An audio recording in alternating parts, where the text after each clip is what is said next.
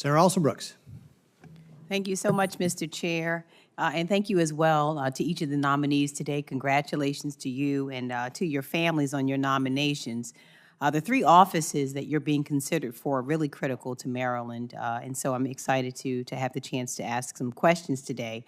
I'll start with Mr. McMaster and ask you a question regarding the university transportation centers. Last week, the U.S. Department of Transportation actually terminated grants for 7 university transportation centers related to advancing a so-called, quote-unquote, woke agenda. I understand that Johns Hopkins University, which is one of the 7 universities impacted, had, however, already revised its work plans to align with the administration's priorities, and these grants required a dollar-for-dollar match, meaning that the universities made significant financial and institutional commitments, and they did so based on the promise of a 5-year federal partnership. And so I'm concerned not just about the terminations themselves, but how it was handled and the justification that was provided, and what this says about the federal government's willingness to honor its commitments. So the question is, given that some of the universities have already revised their work plans and others have expressed a willingness to do so, can you commit today to working with these institutions to reverse the terminations and instead pursue a path that allows these universities to fulfill their mission under the revised, mutually agreeable terms? Yeah, thank you, Senator. I understand how important this issue is to you.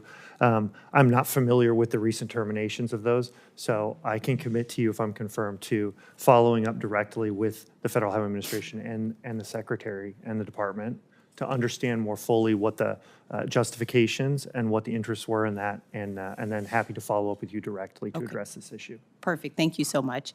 Mr. McMaster, just one other question regarding Maryland's, the freezing of some funds. Maryland's aging bridge infrastructure presents for us a really significant challenge, and there are several critical structures requiring attention and investment. And for this reason, the Bridge Investment Program, which was established under the Bipartisan Infrastructure Law, is really, really important to our state. The Trump administration froze this program at the beginning of the year and then quickly reinstated the program.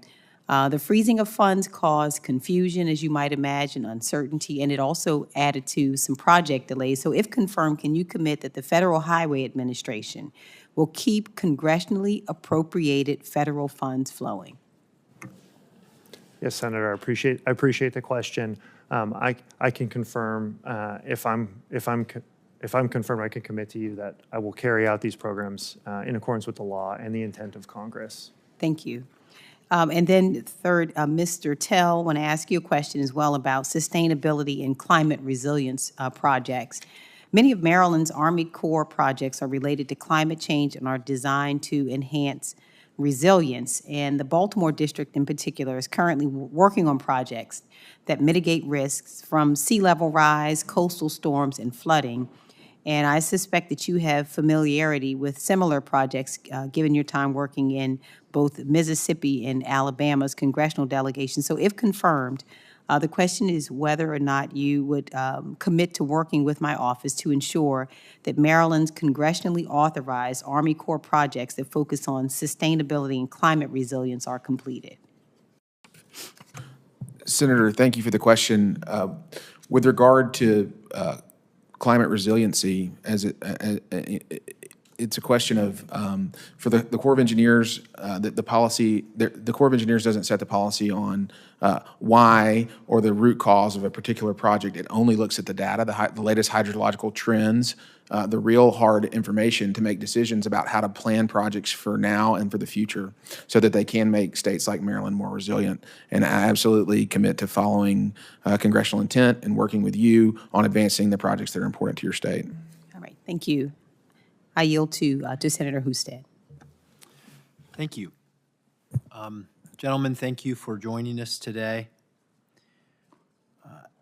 I know that you will hear from me what will be a broken record, that is, time is money.